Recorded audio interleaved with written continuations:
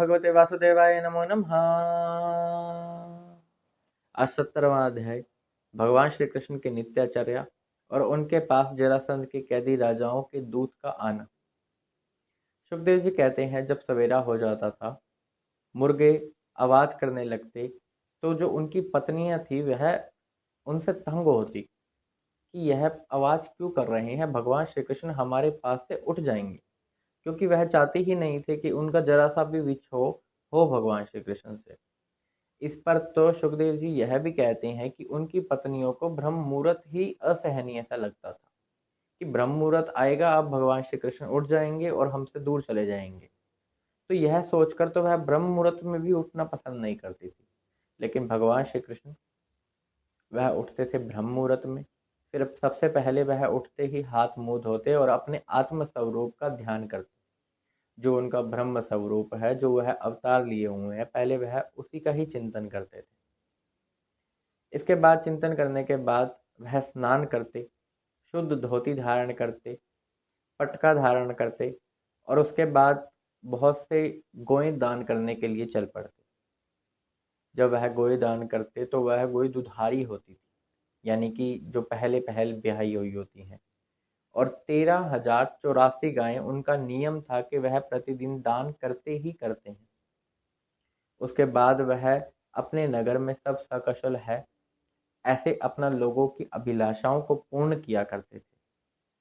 जब वह तैयार होते तो वह उपटन, राग यह सब लगाया करते, पुष्पों की माला पहना करते और अपने आप को पहले ही वह बहुत सुंदर हैं और भी सुंदर बना लिया करते तैयार होकर।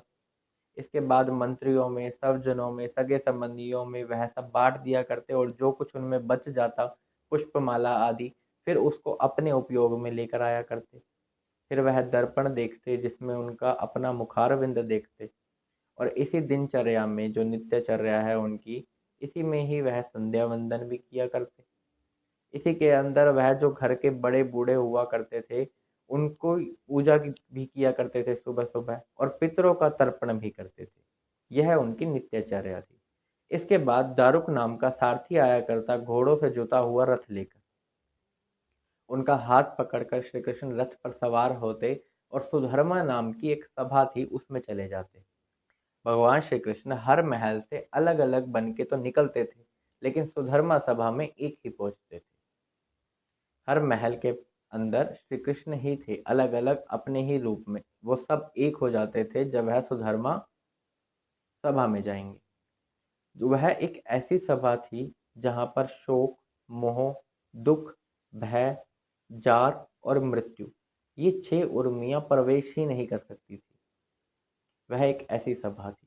वहां पर सभी राजा एकत्रित होते, वहां पर नाट्य होता, कोई किसी प्रकार से कला प्रदर्शित करके भगवान श्री कृष्ण को प्रसन्न कर रहा है, तो कोई गा कर, तो कोई नाच कर, इस प्रकार से उनका मनोरंजन किया करते।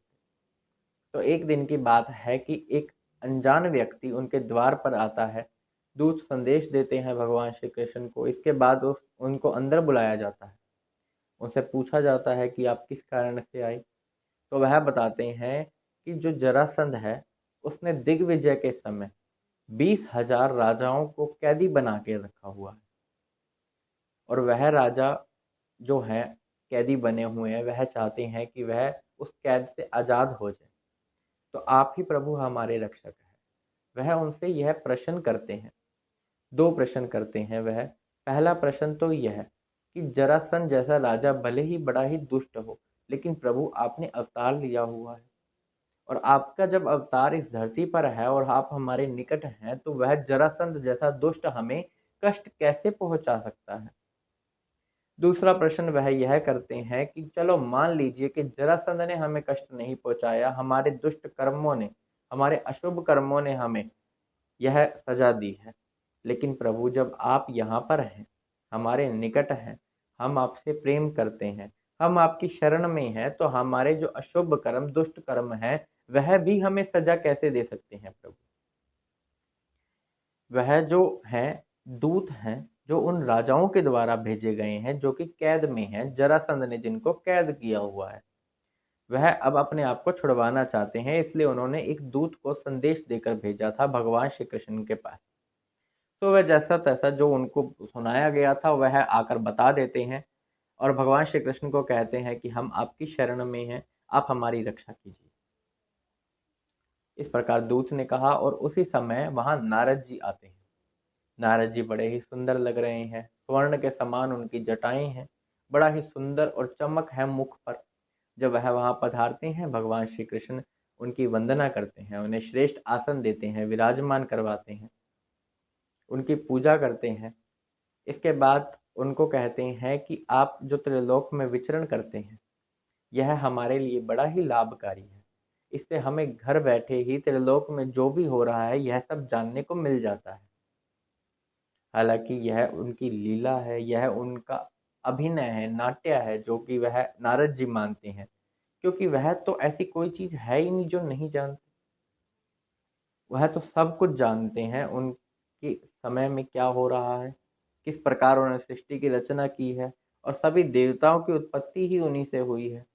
तो यह सब जानते हुए भी अभिनय करते हैं और फिर नारद जी से पूछते हैं कि दुर्योधन आदि पांडव जो हैं, यह इस समय क्या कर रहे हैं, आप हमें यह बताइए, क्या करना चाहते हैं।